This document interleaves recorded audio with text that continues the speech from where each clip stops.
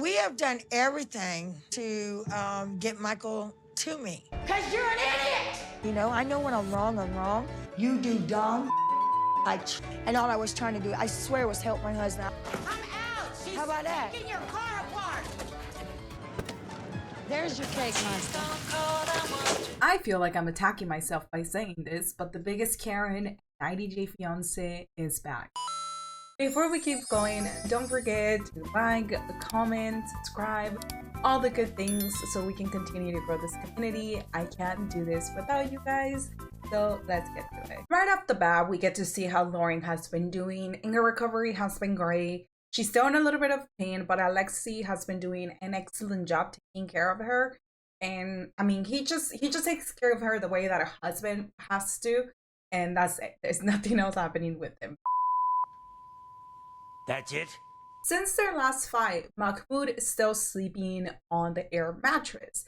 He has also taken this time to go to a mosque, and Nicole was hoping that her not apologizing would just make Mahmoud forget about everything.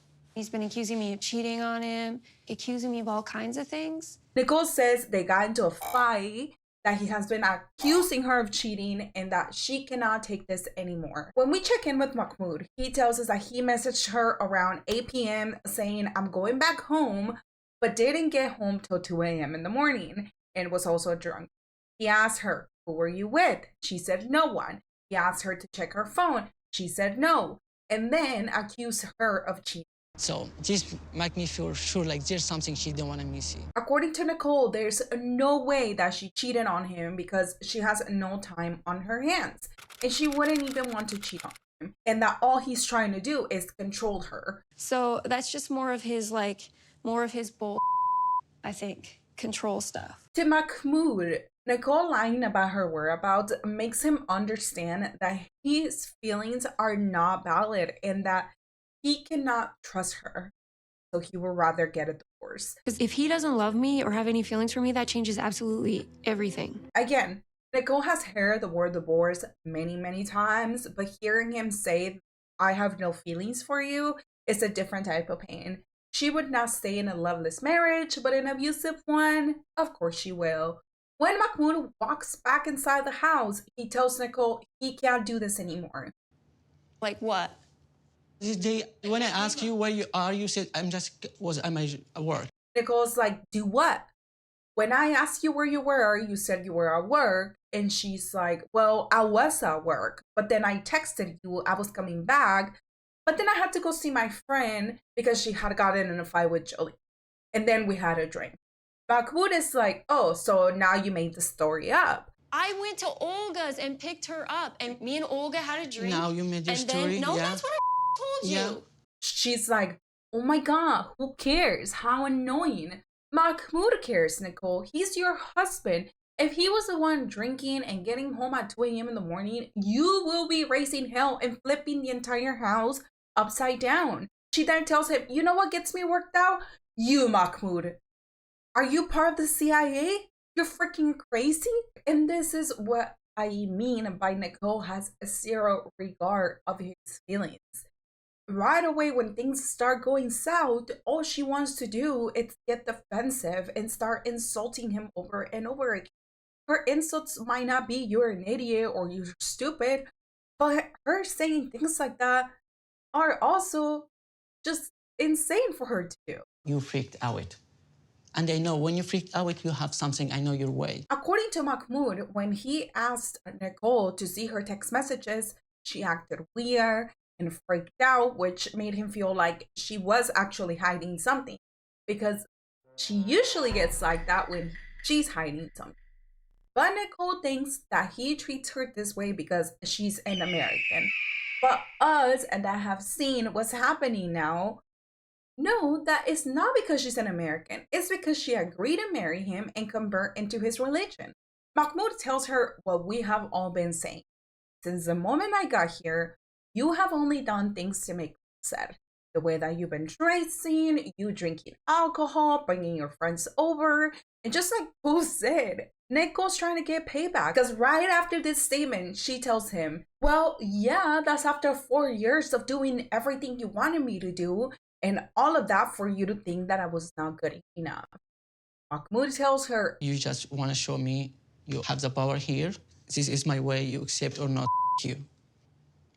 So I don't accept. And this is when they're actually starting to hit her, because when she asked him, you don't have no more feelings for me, and he says no, there's nothing that she can do about this anymore. Then why are you here? Oh my God, Nicole. Let's not forget that you were the one that went to hunt down Mahmoud so he could come back to your home. You were the one that brought him here. So when you ask the question, why are you here? You brought him here. You brought him here. He looks at her right in the eyes and tells her, This is what I'm saying, it's better we leave first. I can't even, no, you're not, no, you cannot stay here for a few days. So he gets up, calls his friends that he met at the mosque, and he's hoping that this person's going to be able to take him in. I think it's incredibly telling the fact that Mahmoud got up so quickly and his things were already ready for him to take them and leave. It really shows that to Mahmoud, this is really over. A kiss from my lips and your heart runs cold. Finally, Michael and Morika are back on our screens. She looks at him right in the eyes and says, you better not mess this up, Michael. No drinking, no sex, no partying. Don't even think about nothing else but the interview. He tells her, don't even worry, Angie, because when I get my visa approved by God's grace, you'll see, Angie, you'll see. And she's like, whoa, are you going to go down and under? And he goes, I don't know. We'll see. We'll see. You're gonna go down under. I don't know. Ah, I don't know. That's the beginning. Michael has been waiting for 7 years. 7 years of having to deal with this horrible human being. He went through a student visa, a fiance visa, and both got denied. However, the spousal visa has finally gone through. So then Angela tells him, just to make sure that you're ready for tomorrow's interview, I have some questions for you. And the first one is, how big is your penis? And he goes, No, you didn't. You son of a gun. That's quite big. She then asks him, when did we get married? January 27, 2020. Angie says that throughout the years, they had many hurdles, and one of those was online cheating, which is what took them to the shit show that was the last resort, where the inflatable doll, the wireless vibrator, and the iPad kept them together. And then she asked him, what's your wife's religious background? Easy, she's a Christian Italian. Christian. What type? Italian. You were, I have no idea. Angela's looking at him like, boy, I am a Baptist Christian. And then tells him, you need to get it together because I'm giving you an easy time, but the officers won't.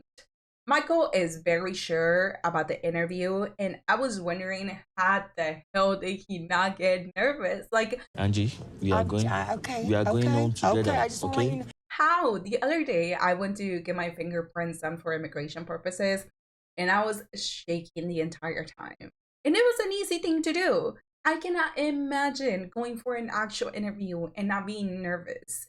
Then later on at the hotel, she calls her grandchildren and she's like, yo, see all these kids? Oh yeah, you're gonna be taking care of them. Michael, please come home. I need you over here to handle my sisters. I can't no more. And she also tells her daughter, get ready because Michael is coming for dinner. And then we get the red screen. You know, that one when something gets serious. Oh shit, here we go again. And it turns out that Michael was planning on taking some of these screenshots to the interview. And in these screenshots, it shows that Michael and Angela have been fighting, that she always threatens him with the visa and all that stuff. And in Angela's fashion, she starts screaming at him, you always do this. This is a sign. It's going to get us in trouble. She then tries to put it back in the folder and tells him, make sure that you put it in the front so they see it first. And of course, she walks away while screaming at him and calling him an idiot. Because you're an idiot! She then starts asking, why would he even do that? Why would he choose to include something like that? Specifically pointing out that they fight. Michael explains that he included this paper because he wanted to prove that they are a real couple. Because real couples fight, and if he can show that they were able to make up, then it shows that they have a strong relationship. Angela doesn't understand this. Michael's just trying to get ready, and Angela walks in to talk crap to him. Just go and see if you pass it. I could give go to your interview, because I'm not babying you no more. You're a grown-ass man. I'm sorry, please. Yeah, Can me we? too. And she tells him, absolutely not. Walks out and then comes back in just to say good luck. Out of all the days, you, Angela, had to pick this day to act like a total abuser. And once he leaves, she starts talking about how big of a heart she has, how she's sorry, how she wishes that she would have gone, and that if it fails and he gets denied, that she's gonna feel like this is her fault, which it is. Are you not worried that the immigration officers are gonna see all the scenes that you have where you physically and verbally assault Michael?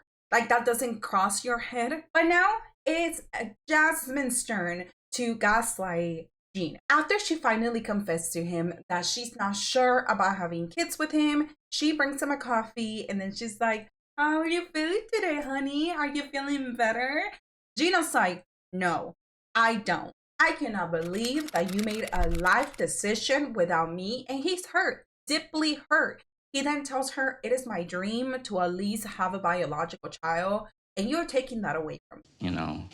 It's just a dream of mine to like having at least one child of my own. While I support Jasmine's right to choose whether she wants a child or not, her trying to use her depression and alopecia as the excuses, it rubs me the wrong way. And let's be honest, Jasmine was never going to give Gino a biological child.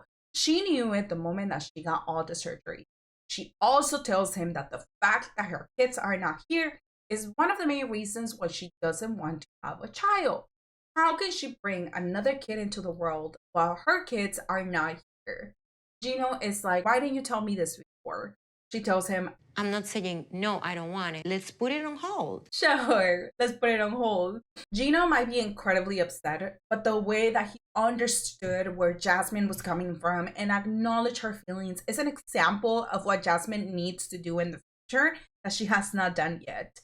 Jasmine also apologizes, which I do give her props for it, and then tells him, well, since I want to work on fixing my self-esteem, can I join the beauty pageant? Of course, he says yes and hopes that this would lead to her changing her mind about having a child. And now it's time for Kobe to pick up his family. And on their way there, his two cousins in the back of the car make it clear to Kobe that they are expecting a list from Emily's parents.